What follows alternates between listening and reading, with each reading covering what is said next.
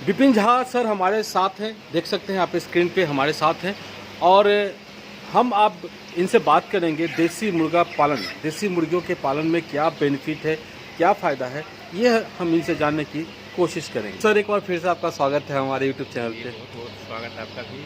Sir हम बकरियों के बारे में तो आपसे बात की है, ट्रेनिंग के बारे में बात की है, अब हम आज बात करेंगे आपसे मुर्गियों के बारे में, मुर्गियों के नस्ल के बारे में। सबसे पहले तो जो मुर्गी पालन है, बॉयलर से देसी मुर्गी पालन कितना फ़ायदेमंद है, पहले ये बताएं। देसी मुर्गी पालन अब यह धीरे धीरे क्रेज बनता जा रहा है। जो बातें पहले थी वह बात दोबारा लौट कर आ रही है। धीरे धीरे बॉयलर पर से लोगों का चित्त थोड़ा कम होता जा रहा है। अब उनको फ्लेवर के लिए कुछ नया चाहिए। नया में देसी मुर्गी पालन अभी एक फिर उभर करके आया है सामने। इसको आप समेकित बकरी पालन के साथ साथ मुर्गी पालन भी कर सकते हैं, देसी मुर्गी पालन, और इसको भी उसी तरीके से करें, ग्रेजिंग कराकर, कुछ दाना खिलाकर, कुछ ग्रेजिंग कराकर। जैसे हमारे मुर्गियां आप देख सकते हैं यहाँ पर, ये ग्रेजिंग कर रही है।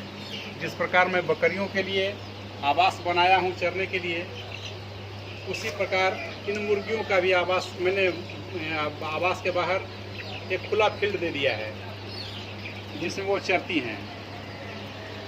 इससे हमारा चारा दाना में खिलाने में कमी हो गई और इनको ये ज़्यादा अत्यधिक स्वस्थ रहती हैं और अत्यधिक ये इनको अच्छा महसूस होता है, क्योंकि इनका नेचर है चराई करना। ये जंगल का ये गांव ग्राम में जो भी है जंगल प्रवृत्ति का इनके माइंड में रहता है।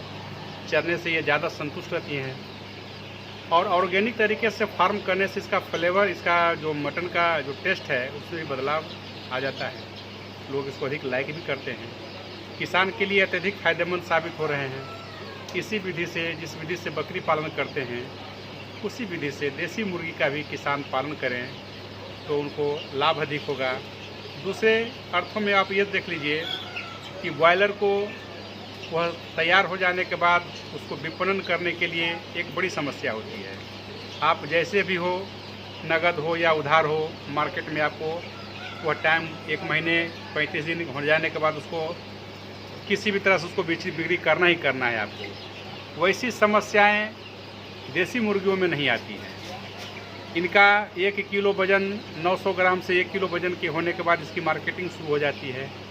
इसका बाज़ार बिल्कुल कैश का होता है, उधार नहीं जाता है। इसकी विपणन करने के लिए कोई जल्दीबाजी नहीं होती है। वह 1 महीना बाद भी कर सकते हैं, 2 महीने तक भी इसको रख सकते हैं। 2 महीने भी मान लीजिए, अभी जस्ट सावन का महीना बीता है। सावन के महीने में मुर्गा मुर्गी का बाज़ार थोड़ा सा डाउन हो गया था, तो जो जिनके पास तैयार हो गया था ब्रॉयलर, वह कम कीमत में उन्होंने बेच दिया। लेकिन जिनके पास देसी मुर्गियां थी उनको कोई दिक्कत नहीं हुआ। सावन जैसे ही बीता उनकी मुर्गियों का भाव चढ़ गया और उन्होंने अच्छे मुनाफा कमा करके वो मुर्गियां अपना बेच लेते हैं। तो इन सारे चीज़ों को देखने के बाद समझ में आता है कि देसी मुर्गी पालन एक बेहतर विकल्प है। साथ में बकरी पालन भी हो, बकरी को इंटीग्रेटेड कर दें देसी मुर्गी से, तो किसान का लाभ दुगना हो जाता है। दुगना नहीं होता है तो लेकिन कम से कम 1.5 गुना से अधिक हो जाता है। तो धीरे धीरे इस लक्ष्य को वो हासिल कर सकते हैं, इसका आमदनी अपना वो बढ़ा सकते हैं इन दोनों के फार्म करने के बाद। सर इसके अंडों का भी एक अलग बाज़ार है, एक अलग महत्व है, उतना इजी भी मिलता भी नहीं है मार्केट में। जी हाँ, देसी मुर्गी में एक बेहतर विकल्प यह भी है कि मुर्गियाँ को जैसे सर्दी के समय में जो अंडा उत्पादन हो रहा है, सर्दी के समय में इसके अंडे को डायरेक्ट बिक्री किया जाता है, जो कि बाज़ार में 15 से 20 रुपये कैरेट में बिक जाती हैं।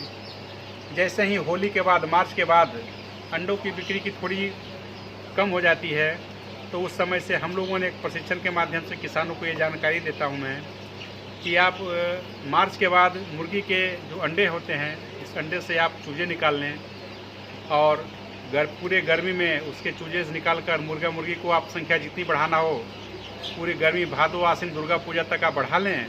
दुर्गा पूजा बीत जाने के बाद से फिर चूजा निकालना थोड़ी मुश्किल हो जाती है। गांव में चूजे को संभालना थोड़ा सा मुश्किल आती है। उस समय में आप किसान बंधु अंडा का निकाल करके इसको बिक्री कर लें और गर्मी में इसके अंडे से चूजे निकाल करके वो तैयार कर लें।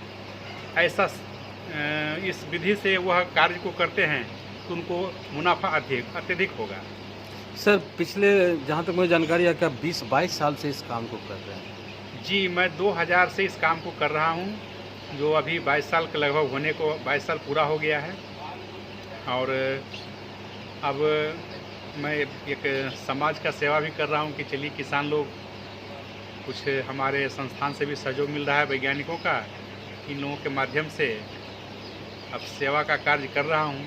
जो लाभान्वित किसान हो वह यही मेरी आशा है और अब यही मैं चाहता भी हूँ। सर कड़कनाथ कितना बेनिफिशियल है इसके लिए?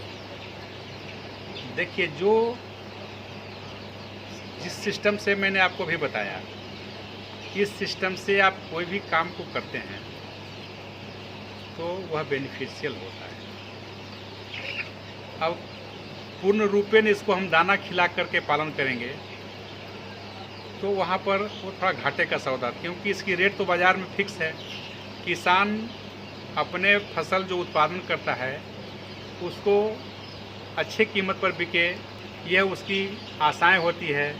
लेकिन हमारे जो किसान के बीच के जो लोग और भी है जो इसको उपयोग करने वाले होते हैं, उपभोक्ता जो होते हैं, वह भी चाहते हैं कि हमारे फॉर्म पर, आपके फॉर्म पर आए तो हमें बाज़ार से कुछ सस्ती चीज़ें मिले। जी, तो इन दोनों को समन्वय आप बना करके इस कार्य को करें, क्योंकि आपका यह तभी समन्वय बनेगा जब आप ऐसे सिस्टम को आप लागू करते हैं, ताकि आपका कॉस्टिंग भी बैलेंस में रहेगी और आप बाज़ार में बेचेंगे तो जो बाज़ार में सामान वस्तुएं बिक रही है उससे आप कम कीमत पर बेचेंगे, तब भी आपको मुनाफा है और आपके जो उपभोक्ता हैं वह भी आपको अधिक लाइक करेंगे।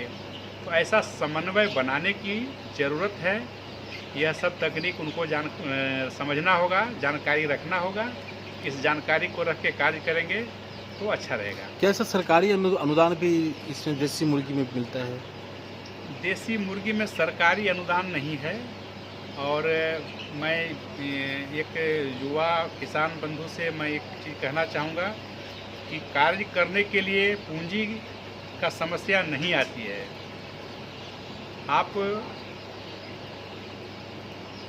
आपके पास अत्यधिक पूंजी भी आ जाए तो क्या आप बड़ा कार्य को कर पाएंगे? एक बार में नहीं कर पाएंगे।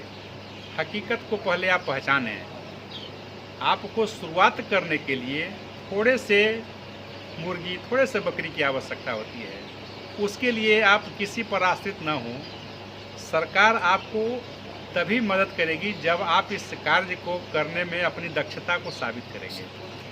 वह दक्षता साबित करने के लिए आपको छोटा सा एक यूनिट लगाना पड़ेगा, जिसमें 8-10 बकरियां होगी, 20-25 मुर्गियां होगी। इतना से आप शुरुआत करने के लिए आपको अत्यधिक पूंजी की आवश्यकता नहीं है, कम पूंजी में आप कर सकते हैं। और इतने के लिए आप सरकार से सहयोग प्राप्त करेंगे या वो आप खुद तय करें कि क्या करना है। कितने पूंजी की जरूरत पड़ेगी सर? इतने कार्य को, इस कार्य को करने के लिए कितना, लगभग 1 लाख रुपए में आप शुरुआत कर सकते हैं। 1 लाख। और जगह कितना जरूरत पड़ेगा? जगह आप अपने घर के बैकयार्ड पोल्ट्री, बैकयार्ड गोट्री का भी नाम दिया गया था। इससे पहले मैंने जब हमारे यहाँ पर विभाग में जब मंत्री हुआ करते थे श्री गिरिराज सिंह जी, अच्छा हाँ, तो उनके समय में यह योजना आई थी, बैकयार्ड पोल्ट्री और बैकयार्ड गोट्री। अच्छा, वही चीज़ आज किसान लागू कर लें तो किसी की सहयोग की आवश्यकता नहीं होगी उनको। ये इतना अच्छा प्रोजेक्ट बना कर लाया गया था कि 5 बकरी और 15 मुर्गी चूजा जो कम कीमत में उपलब्ध होता है, उनको 10 रुपये के रेट में चूजा भी उपलब्ध कराया गया था उस वक्त किसानों के लिए कि बैकयार्ड पोल्ट्री और बैकयार्ड गोट्री का कार्य को करें।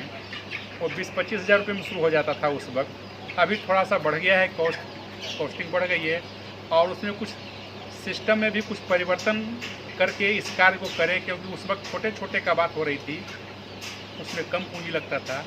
लेकिन किसान थोड़ा सा पूंजी को बढ़ा लें, थोड़ा सा छोटा ना लेकर थोड़े बड़े ले लें, ताकि उनका प्रोडक्शन जल्दी जल्दी आने लगे। इससे वो लाभान्वित हो जाएंगे। तो इस कार्य के लिए अत्यधिक पूंजी की आवश्यकता नहीं है। 75,000 से 1 लाख के अंदर अंदर इस कार्य को शुरू कर सकते हैं और अपने घर के पिछवाड़े में भी कर सकते हैं, जहां पर सीमित संसाधन के बीच में इस कार्य को आसानी से किया जा सकता है। हमको तो लग रहा है कि और भी काम करते हुए इस काम को कर सकते हैं। इस कार्य को करने के पीछे में एक उद्देश्य यह भी रहता है कि घर के महिलाएं, बुजुर्ग और बच्चे जो बिल्कुल घर में बैठे रहते हैं, उनका भी योगदान 100% होता है और एक अच्छी खासी इनकम हो जाती है। क्या इनकम हो जाएगा सर अगर 1 लाख से शुरू करेगा कोई? तो 1 लाख से शुरू करेंगे तो अगले साल 2 लाख तो जरूर हो जाएगी, और जब आप 2 लाख से शुरुआत करेंगे तो फिर दूसरे साल वो 4 लाख की हो जाएगी। तो फिर आपको कहाँ आवश्यकता है? किसी भी योजना का लाभ लेने के लिए आप 1 साल तक भाग दौड़ करते हैं, तो इतने ही समय में जितना अनुदान आपको मिलेगा उतना आपने तैयार कर लिया साहब, उतना आपने पैदा कर लिया। सही बात है, बिल्कुल सही है, आपकी बात से मैं सहमत हूँ जी। आपकी दक्षता भी साबित हो गई।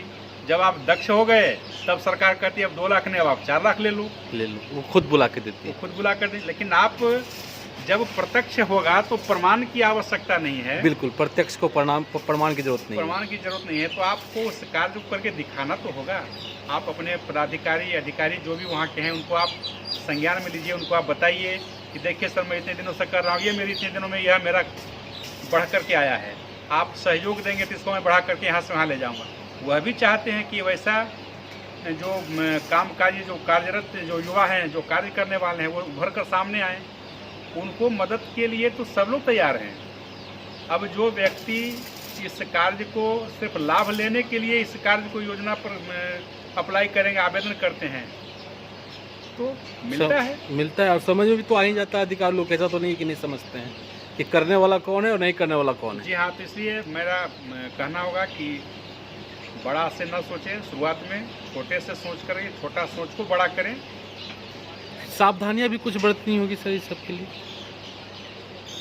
सावधानियां तो चाहिए, मौसम से सावधानी, बीमारी से सावधानी, जो आप ट्रेनिंग में बताते हैं, आपको प्रशिक्षण में किन किन चीज़ों से, इसी सावधानी के लिए प्रशिक्षण का आयोजन किया जाता है। सर बहुत बहुत धन्यवाद आपका, अपना बिजी शेड्यूल में से समय देने के लिए। तो फ्रेंड्स, विपिन झा सर से आपको कई नई जानकारियां मिली होगी। ये वीडियो आपके लिए काफ़ी फ़ायदेमंद साबित हो सकता है। वीडियो अच्छा लगा हो तो लाइक कीजिए, शेयर कीजिए, सब्सक्राइब कीजिए हमारे चैनल को, ताकि हर अपडेट आपको समय पर मिलती रहे। बिहार के विकास की तस्वीर और बिहार में रोजगार के अवसर की तस्वीर आप तक पहुंचती रहे, उसके लिए बेल आइकन को ज़रूर दबाइएगा सब्सक्राइब करने के बाद। हम फिर मिलेंगे किसी और ने अपने साथ। का प्यार नमस्कार। जय भारत, जय बिहार।